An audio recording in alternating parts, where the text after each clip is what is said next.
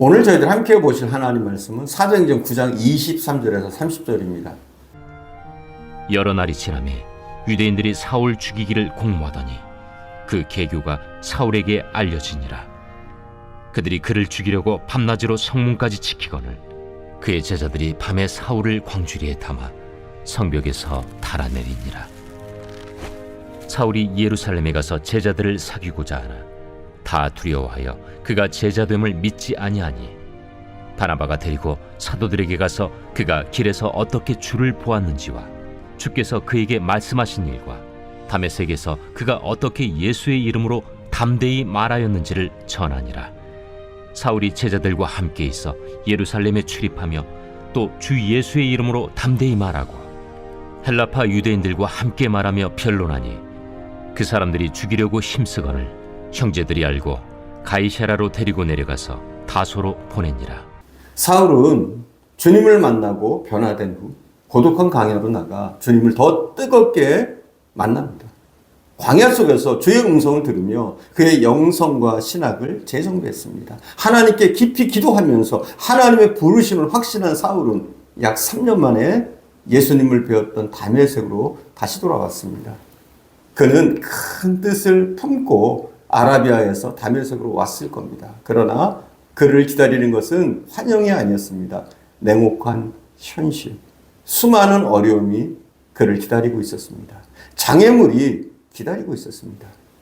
자, 그럼 어떤 장애물입니까? 돌아온 그에게 기다리고 있던 위협은 먼저 첫 번째, 과거에 절친했던 사람들이 원수가 되어 있었습니다. 23절을 봉독하겠습니다.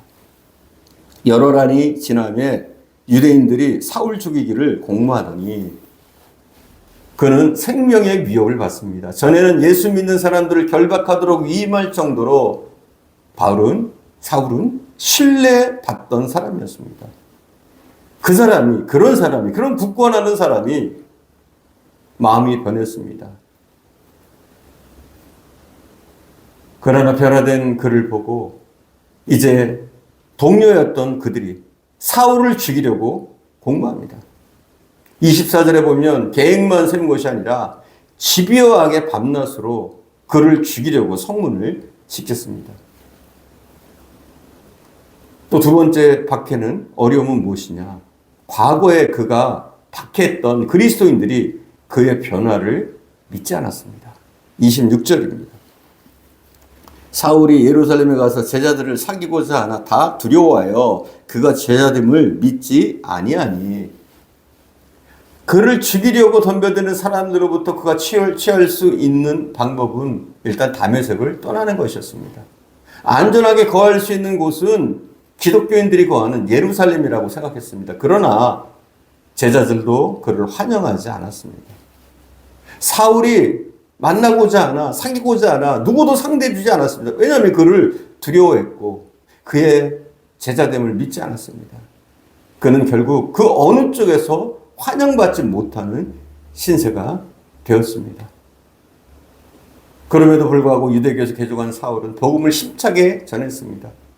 지적으로나 영적으로 잘 훈련되어 있습니다. 이것보다 잘 훈련된 사람이 어디 있겠습니까?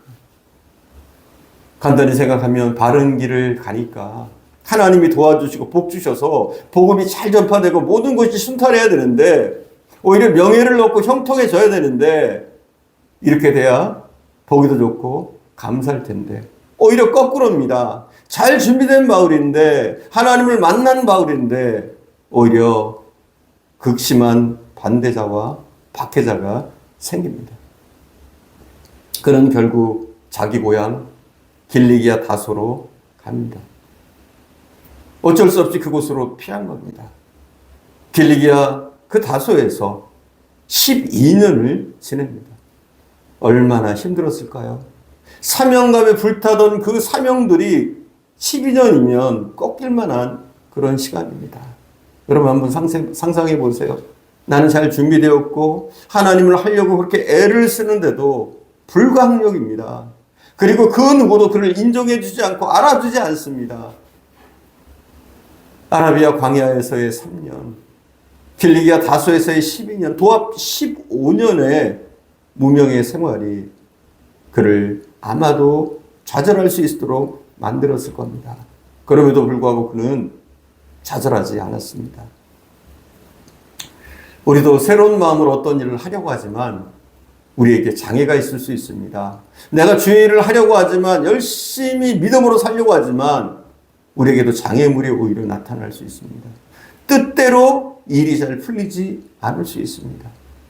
또 우리가 믿음의 사람이지만 기도하며 살아가지만 우리의 현실이 녹록지 않을 때도 있습니다. 대학 진학을 위해서 열심히 공부했지만 원했던 만큼 결과가 나오지 않을 수도 있습니다. 사업을 시작했는데 사업이 뜻대로 되지 않을 수가 있습니다. 행복하게 살기를 원했는데 그래서 결혼했는데 문제가 발생하기도 합니다. 자녀가 잘 되기를 그렇게 원했는데 뜻하지 않는 사고가 발생합니다. 크고 작은 장애물이 갖가지 옷을 입고 우리 앞에 시도 때도 없이 다가옵니다. 그러면 여러분 그럴 때 우리는 어떻게 해야 합니까? 첫 번째, 그 목적과 그 목적을 이루는 방법만 바르다면 그것을 이루기 위해 다가오는 장애는 성장과 성숙의 기회로 받아들이는 겁니다. 그렇습니다.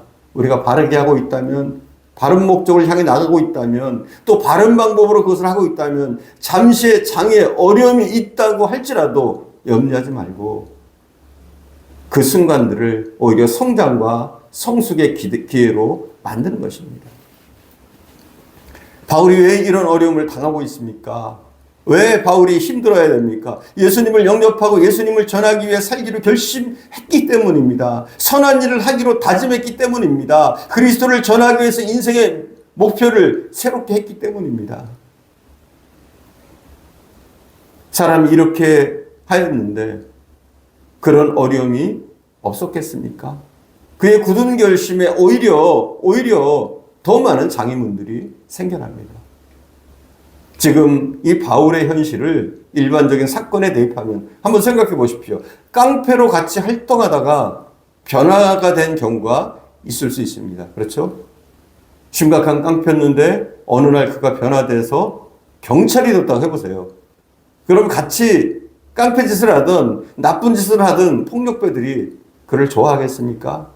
오히려 좋아하는 것이 이상한 것 아닙니까? 그렇다고 동료 경찰이 그를 안심하고 환영할까요? 언제 또 범죄자가 될지도 모르고 언제 자신들의 정보를 빼내서 폭력배에 줄지도 모른다는 생각을 하지 않겠습니까? 이미 이 사실을 하나님께서 바울을 부르실 때 아나니아를 통해서 말씀하신 겁니다. 그 말씀이 이루어진 것입니다. 하나님이 사용하는 사람들은 광야를 거친 사람들입니다. 온실에서 자란 화초는 오래가지 못합니다. 여러분 요셉을 보십시오. 얼마나 하나님이 철저하게 고난과 어려움들을 통해서 그를 훈련시키고 결국은 애굽의 총리로 세우지 않습니까? 모세를 보십시오. 그의 생애가 얼마나 어려움과 고난이 많았습니까? 그럼에도 불구하고 하나님은 이 모세를 통해서 그 출애굽의 영광을 맛보게 하시죠. 출애굽의 리더로 삼으시죠. 엘리야를 보십시오. 수많은 고난들이 있었습니다. 그러나 그는 하나님이 쓰시는 위대한 선지자가 되었습니다. 세례요한을 보십시오. 고난당하고 죽지 않습니까? 그러나 하나님 앞에 그보다 더 큰 인물이 어디 있겠습니까? 야곱을 보십시오. 아브라함을 보십시오. 하나님이 쓰신 사람 가운데 장애가 없는 인생이 어디 있습니까? 우리 인생에는 수많은 장애물이 첩첩이 기다리고 있습니다. 장애가 있다는 그것이 문제가 아닙니다. 장애를 해결하고 장애를 해석하는 방법이 문제입니다. 장애가 있을 때 그 장애를 하나님이 주셨다고 생각하면서 하나님을 바라보아야 합니다. 발명왕 에디슨, 그는 어린 시절 청각장애를 입었습니다. 훗날 그는 이렇게 얘기합니다. 내 귀가 들리지 않은 것에 감사한다. 귀가 들리지 않았기 때문에 연구에만 몰두할 수 있었다. 참 멋지지 않습니까? 그가 당했던 큰 불행인데 이것을 자기의 장점으로 삼았습니다. 오히려 고난에 감사하다는 것입니다. 이게 믿음을 가진 사람들의 태도 아니겠습니까? 많은 장애를 통과했던 다윗은 이렇게 고백합니다. 고난당한 것이 내게 유익이라. 이로 인하여 내가 주의 율례를 배우게 되었나이다 고백합니다. 다윗이 얼마나 사울에게 많은 고통을 당했습니까? 저는 고난당하는 것이 유익하다는 이 말씀을 믿습니다. 장애를 거치지 않는 다윗을 생각할 수 없습니다. 인생의 고비고비 어려움을 거치지 않은 아브라함, 모세를 생각할 수 없습니다. 욥은 얼마나 큰 고통을 당했습니까? 그러나 하나님은 그들을 사용하기 위해 훈련의 과정으로 장애물을 통과하게 하셨습니다. 하나님이 필요하고 사회가 필요한 그릇을 그 장애와 어려움들을 통해 만드셨습니다. 장애를 통과함으로 인격이 변화되고 문제 처리에 능력이 생기고 역량이 개발되는 겁니다. 장애물을 통과하지 않은 성숙은 있을 수 없습니다. 사랑하는 여러분, 이 장애를 잘 해석하시고 선하게 받아들이시고 오히려 이것이 장애가 아니라 어려움들이 우리를 막는 장애물이 아니라 오히려 성장과 성숙의 기회로 받아들이시기를 바랍니다. 기도하겠습니다. 사랑하는 주님, 잘 준비되고 나름대로 열정을 가지고 주의 일을 하려고 했던 사울에게 하나님은 장애물을 먼저 주셨습니다. 오히려 그 장애물이 아니라 우리가 우리의 목적과 방법만 다르다면 우리가 이 장애물들을 오히려 우리의 성숙의 기회로, 우리의 단련의 기회로 삼을 수 있도록 은혜를 내려주시길 원합니다. 이 과정들을 통해서 하나님의 온전한 그릇으로 준비되게 하시고 더욱더 깊은 사고와 판단력과 하나님 보시기에 많은 것들이, 좋은 것들이 준비되는 계기가 되어줄 수 있도록 하나님 축복해 주시기를 원합니다. 주께서 함께 하실 줄 믿사옵고 우리 구주 예수님의 이름으로 기도드립니다. 아멘.